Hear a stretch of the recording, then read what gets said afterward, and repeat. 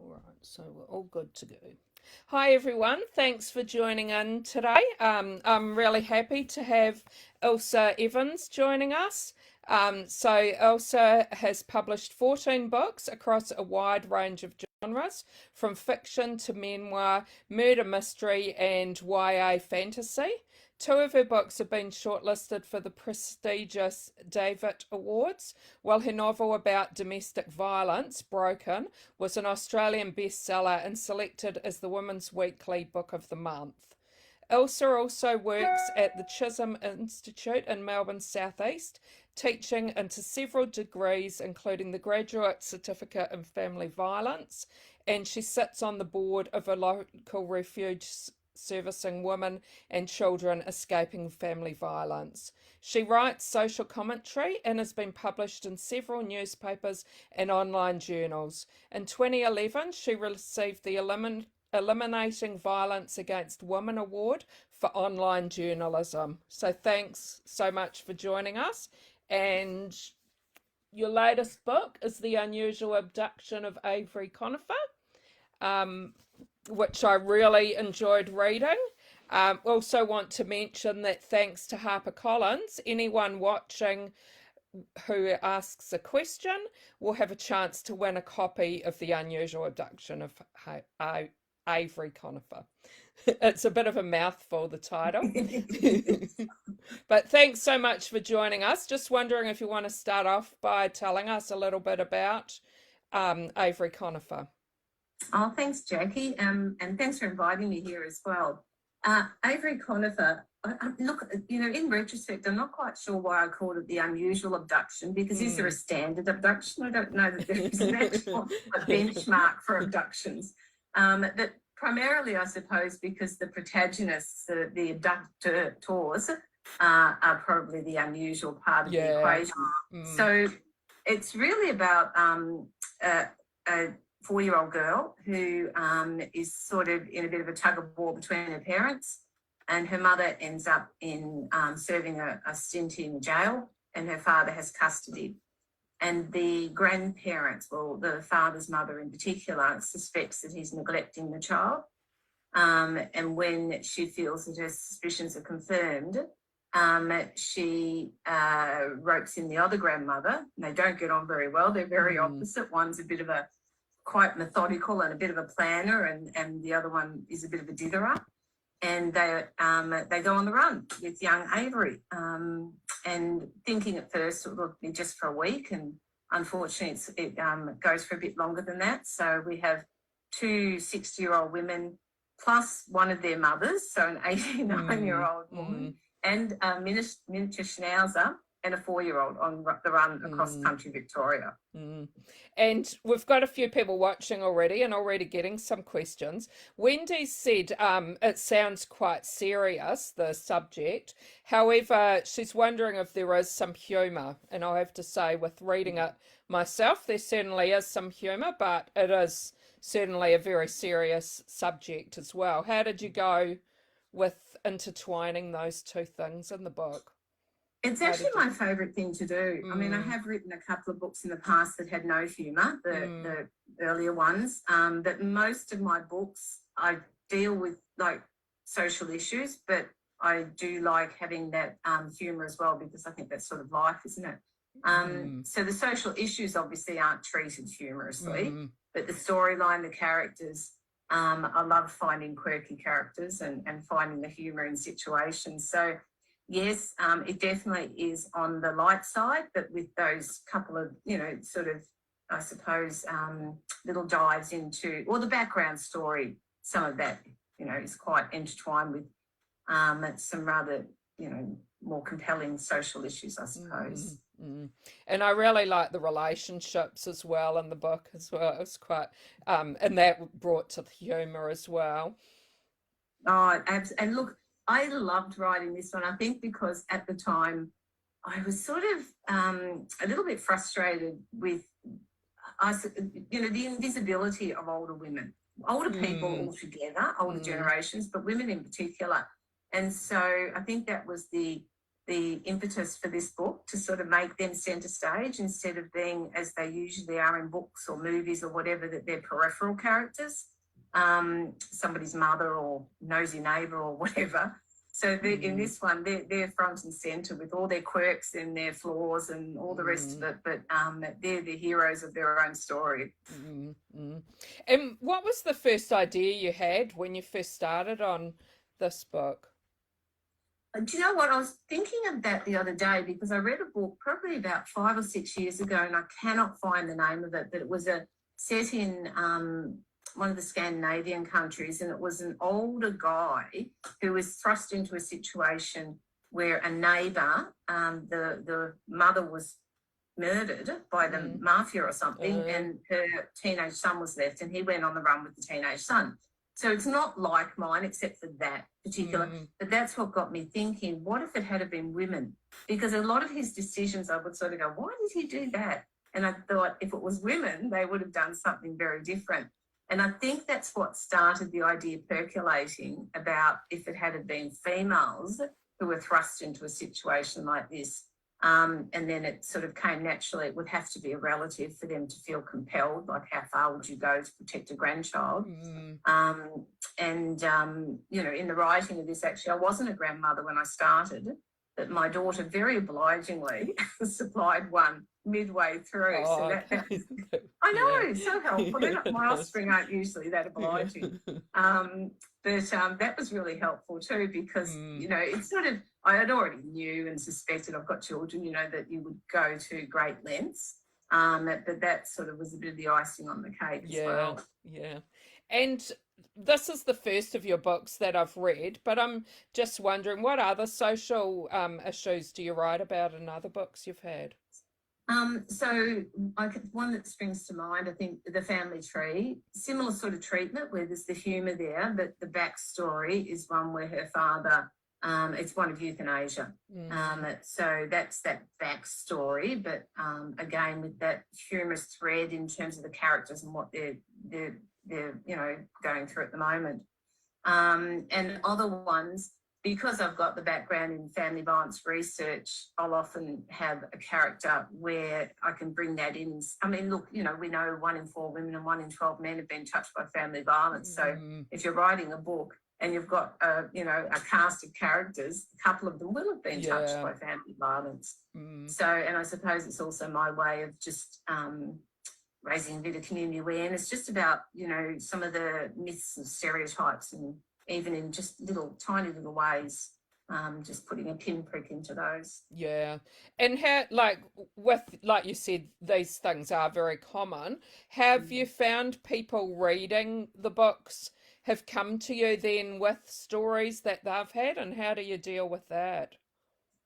Probably the most was the 2 that were serious, which were Broken and Sticks and Stones, and they were written after I finished a PhD on, and I just had all these women's stories because I interviewed about 50 women, and I suppose it was something to do with their stories, because they'd sort of entrusted me with these stories, and so I wrote Broken because it was like an amalgamation. So there's no humour in Broken, there's no humour in the sequel, Sticks and Stones. But I got an influx of emails after that from people who were in that situation. After the euthanasia one, I actually, even though that is one with the humorous thread, I got an invitation to join as an ambassador for Dying with Dignity. And my father went through a similar situation nearly 30 years ago now. And of course, we had even less knowledge back then, and you know, his story was quite harrowing because of that. So it's something that I was able to almost do that I felt like I was doing for him. So, you know, I've been an ambassador in that regard now for probably since that book came out. So about 11 years. Okay. Yeah. Wendy says the cover of your book looks very light-hearted, and she's wondering what sort of input you had on the cover. I'm just showing the cover again. I love the cover. Yeah. It's not one I would have chosen, but Look, I have a bit of a problem with covers often because there's only been a couple of my covers that I've actually sort of have resonated immediately. Excuse me. That have resonated immediately. This is one of them. I really quite liked it. But yeah, that HarperCollins were really good, to be honest. It's the first time I've published with them, and I'm really happy with the wraparound supports. And like, I'm useless at social media. I am so bad at marketing and self-promotion, and I've just joined Instagram and I'm still struggling how to even post. So they've been incredibly helpful and supportive. And with the cover was a great example of that, because we went backwards and forwards for ages, and I was able to tweak. Like, I wanted the schnauzer to look like the schnauzer in the book. I like the letter. I wanted the, as an avid reader myself, there's nothing that irritates me more that when you get to the description of the character and you flip back to the cover and you think, and it's well, nothing. Hang on, that doesn't look like that. So, I was really pleased with I felt like I was part of the team coming up with it, even though I knew they had the final decision. Yeah, no, that's great. And Geraldine wonders if you find it difficult and emotional writing about such serious topics. Probably with Broken and Sticks and Stones, it was a bit more of a difficult one to do, but I think at the time I was sort of driven by having all these stories. The rest of them, no, not at all. And I mean, I have lived experience myself in this regard. It's a relationship that's been over many, many years now. But it's almost like I compartmentalize, I think. So I don't think of me when I'm writing, and I don't think of, no, except for those that are Broken and the Sticks and Stones. And the euthanasia one probably a little bit, because I did draw on my father's story there. But it was almost more cathartic, I think, because it had been a story that I'd had there, for a long time in terms of his story. And I was able to actually do something with it. So it was almost, a bit of therapy, I think. Yeah. And Belinda wonders, of all your characters, do you have a favourite one that was your favourite to write? Probably in this one, I liked all of the older women. Winnie, the 89-year-old, is probably my favourite. So much fun writing her, because she is like, underestimated so much, and yet she's such a savvy woman. Yeah, I liked how tech savvy she was. I know, I love with all her Twitter handles, much more than me. Can I just say, I had to look up a lot of that stuff because that's how social media bad I am. In the other ones, I wrote a series of murder mysteries, which were quite light, the Nell Forest murder mysteries, and the main character in that, I really liked her. So I think I identified quite a lot with her. I really enjoyed writing her. And I'm wondering a bit, had you always, like, growing up wanted to be a writer, and how did you actually get into publishing your first book? Look, I always liked writing, but I don't know that it ever occurred to me that that's something I could do as a living. I mean, I joined the military when I was 17 because I got, I was too young to get a job, basically. I left school quite young. And so it was a very roundabout way.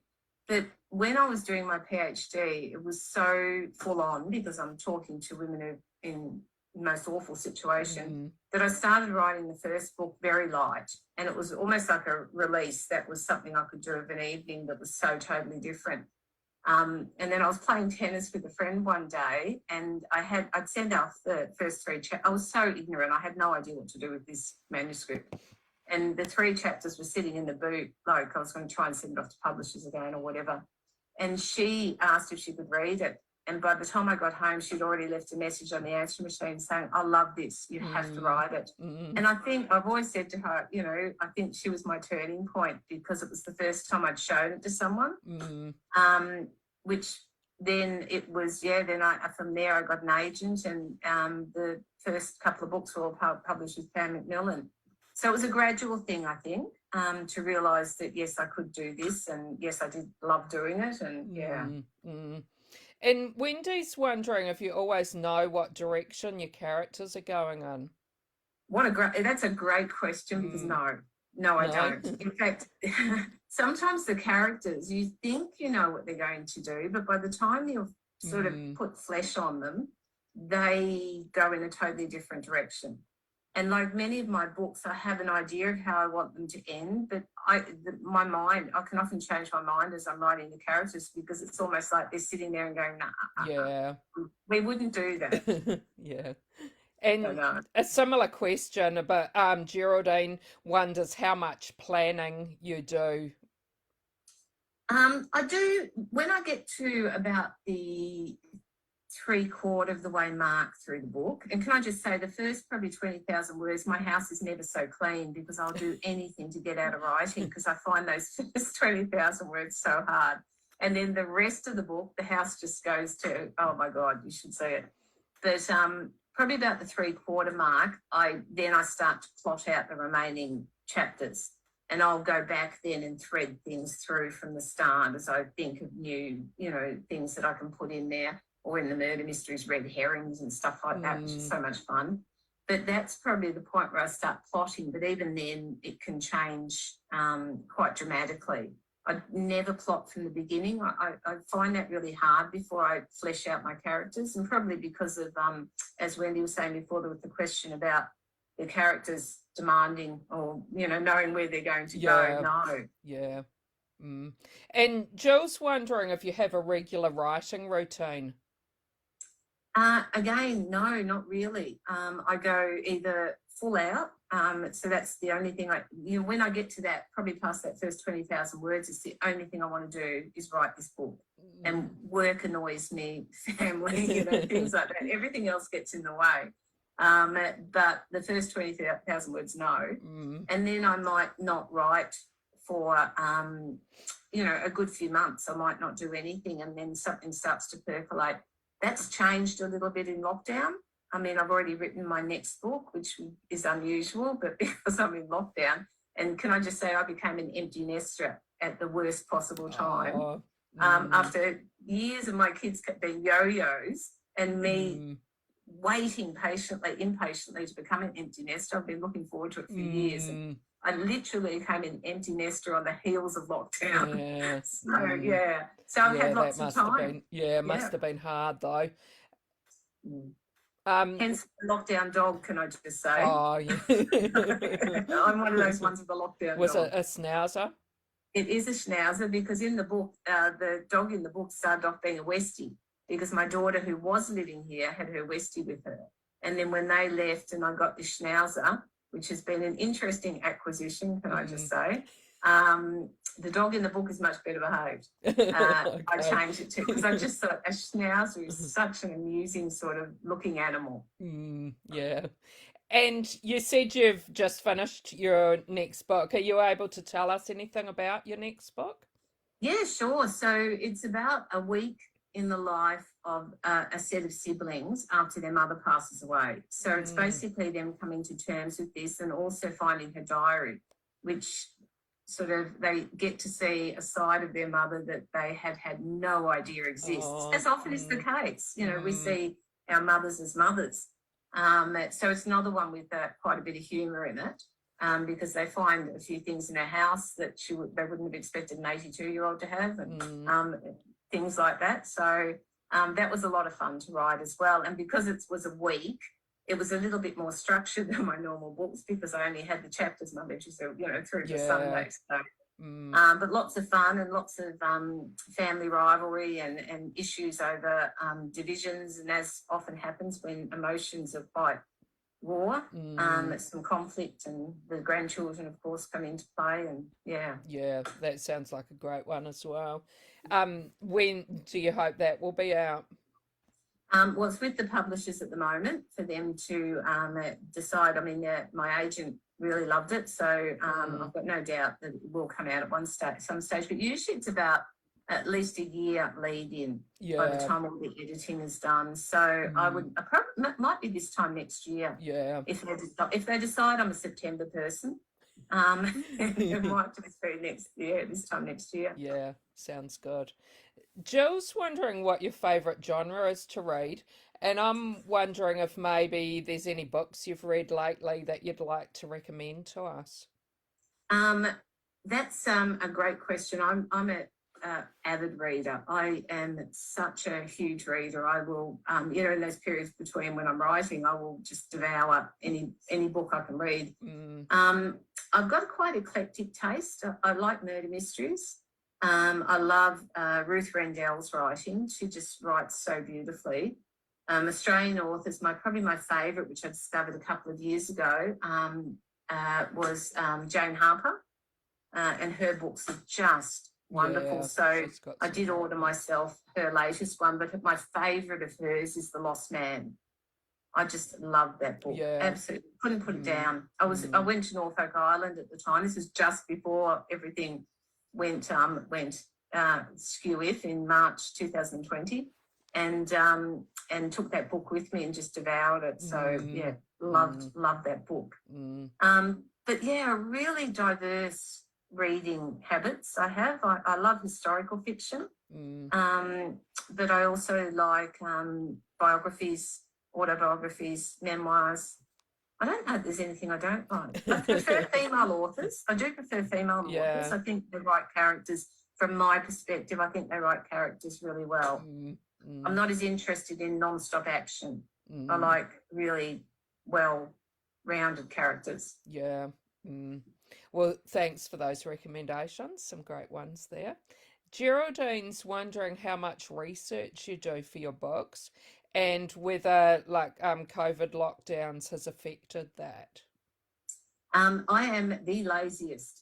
I mean, I do research as part of my job and with teaching and that sort in academia.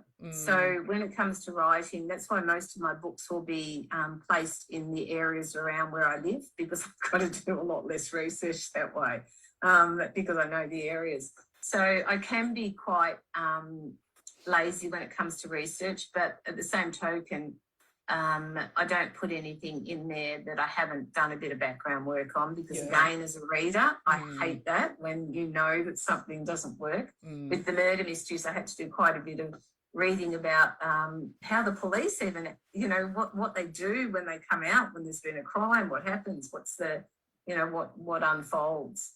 So yes, I do a fair bit, but if I can avoid it by changing geographical location to somewhere I know, I absolutely will. Yeah. And Joy is wondering how easy you find it to start a novel. I like starting it. The first chapter I don't mind at all. Usually, I'll be percolating and I do some of my best thinking at night.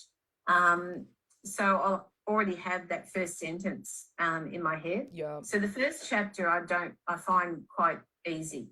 It's that next 20,000 words that I struggle with. And yeah, that'll probably take as long as the rest of the book put together. Yeah, okay. That's interesting, yeah. And Wendy's wondering about your titles. So we said before, your title is quite a long title, The Unusual Abduction of Avery Conifer. Is that a title you came up with, or did the publisher come up with that? It had do you know what? I can't even remember now what the original title, when HarperCollins picked up the book. And from word go, they said that they weren't 100% on the title. And look, this has happened to me several times before.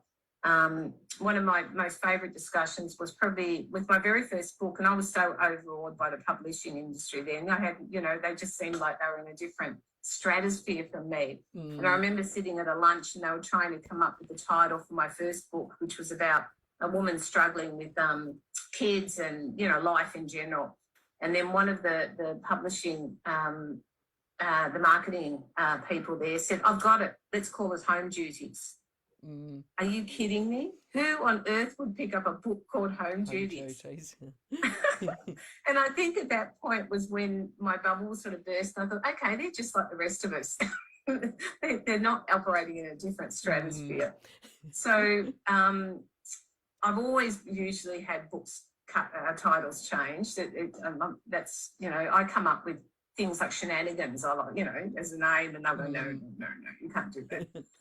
So there was a lot of going backwards and forwards with this one, and I even called in my focus group, which is my offspring and their partners, and we tried to come up with different names. And so it was a real process with this one, that they wanted something a bit longer. They wanted, you know, in the title, they wanted the word abduction, because they wanted to say, you know, be clear about what the book was about. Yeah. And so we just sort of added words as we went along, and the last word to be added was the unusual bit. So, yeah. Mm, mm. And A yeah, real it's sort of, process. yeah, no, that's interesting how that came about. Kim, her question before, when I introduced you, I mentioned that there are a lot of genres that you've written, and Kim wonders if there's any other genres that you think you want to write. Oh, good question. I did the young adult one, which Yeah. is a dystopian end of the world type one, because I just wanted to see if I could. And it was, that one probably doesn't have much humour, you know, either. That one's not a humorous one.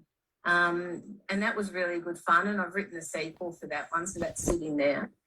But I really like the genre that Avery Conifer sits in. I really like that mix of social issues with humour. Yeah. I love writing about women, strong women, or flawed women. Women, I mean, you know, in general. The murder mysteries I really like too. I definitely want to do a few more of those. Thoroughly enjoy writing those. Putting in, you know, red herrings and trying to make it twisting and turning is really, really good fun.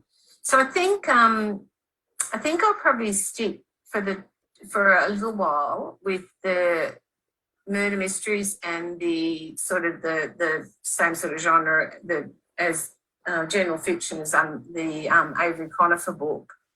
Probably for the short term. Yeah. I think. Yeah. Sometimes it's better to stick with what you know and what's been successful. I think if I tried to put my, you know, do biography or something, then there would be much too much research for my laziness to cope with. Yeah. Belinda wonders how you choose the names of your characters. Oh, that's interesting. Often I'll change their names halfway through, and it would suddenly occur to me that that's not the right name for that character. I remember reading something years and years ago that most people will name their children the same amount of syllables, or at least one or two off. So let's say, for instance, if you had a daughter called Vanessa, it's two syllables, you'll probably have, your son might be Michael. Okay, I've never heard that. Yeah, so not many people will have a really long one, like say Cassandra, and then a child Tom. It's unusual. So that's always stuck in my head. And so I've always tried to make sure that I've sort of followed that, so that if there's siblings, that they've got names that would be likely to be chosen by the same set of parents. And also I'm quite pedantic about generational names, so that, like, in this book, obviously there were older women. I wouldn't have called them Caitlin, or, you know, or something like Brittany, or something like that. So I'm quite pedantic about making sure they stick to that, even if they're on their edges, you know, quirky for that generation, but they're still generational. But other than that, I have to like the names if I like the person. So I'd find it hard to call someone a name that I personally didn't like. If I needed to like that character, I think the character would end up not being, you know, likable. Sometimes I'll pinch names from people I know, if I think they'll gel well, and if they're not going to be offended by the character. It's always dangerous. I did use my ex-husband in a book once, and just his name, and wrote a very unlikable character, but that was more therapy as well. And I'm wondering what you think makes a good story. I don't think it has to be hugely action-based. I think sometimes we make a bit of a mistake that there's just action from page one all the way through. And I like to relax into a book. I like to, it's almost as if I'm going to a barbecue, I suppose, and I'm getting to know you know, you're having a chat. I like to have those periods in the book where I can relax and I'm not on my edge of my seat, or, you know, feeling mortified because of whatever the character's done or what have you. I like action, obviously, at certain points, but I do like to relax. For me, reading is relaxing. It's my downtime. So I don't need to be, going to bed and not being able to stare at the ceiling because of what I've just read or what have you. So, yeah, I think it's got to be something that grabs you, that you think about afterwards. My favourite books are books that even a week, 2 weeks, 3 weeks afterwards, something will pop into my head, or almost that you miss them, like you miss a friend. You miss the characters in the book, and you wish there was a sequel. That's always a good sign that it's a good book. If you think, oh, is there a sequel? Have you had any of your books in particular that people have asked if you're going to be doing a sequel? Yeah, quite a few of them actually. The murder mystery ones, because the publisher that I went with those ended up folding after the fourth one. So, which is why they're sitting there, and I've got to decide what to do with them now. But I get quite a few requests for another one in that series, and a few of the standalone ones I've had people asking if there would be a sequel. And I think, I take that as a huge compliment, even if it's all been tied up and there's no, it doesn't cry out, it's not a cliffhanger. But I think it's almost that same thing. You've got people to know the characters.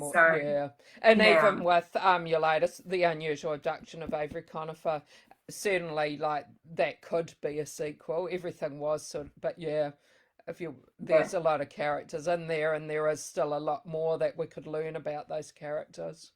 Absolutely. And the one that I'm sort of percolating at the moment, I think I'm going to draw in one of the characters from Avery Conifer. Because I'm the same. I don't like to say goodbye to them either. Yeah. It is hard.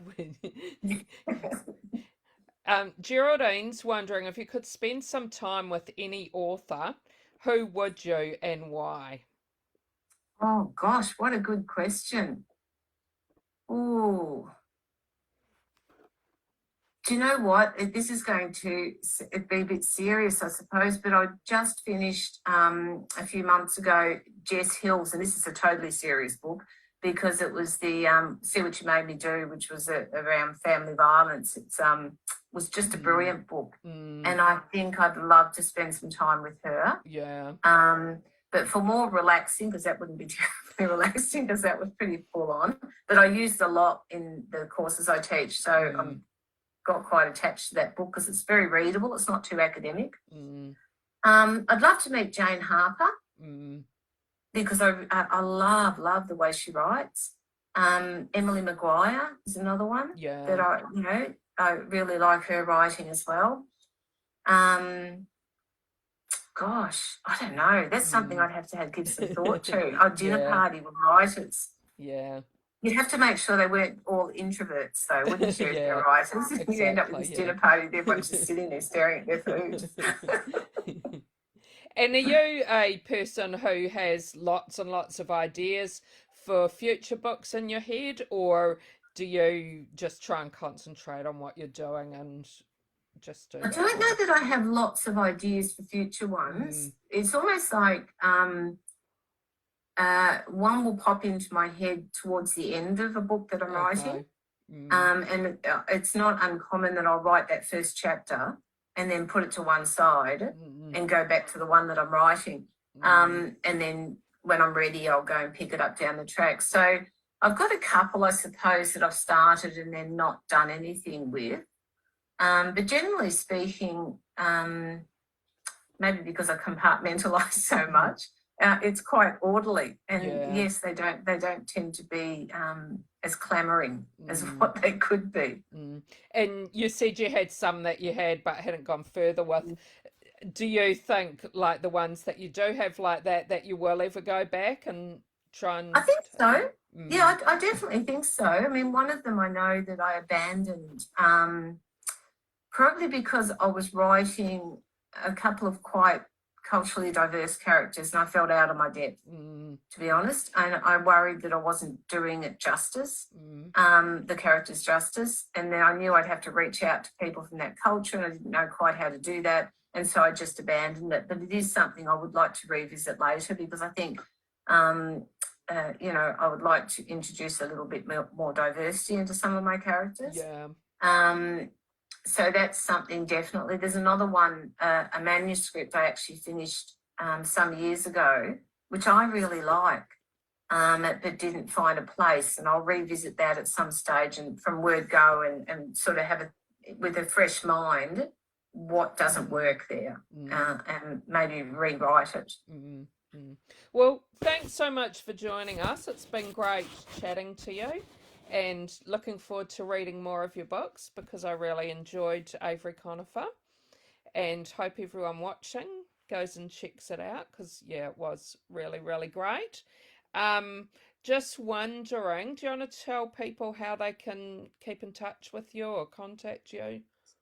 Absolutely. I mean, I did say I'm useless on social media, but I am getting better. So I do have an author page on Facebook. I'm on Twitter, and I am newly, only as of a couple of days ago, on Instagram.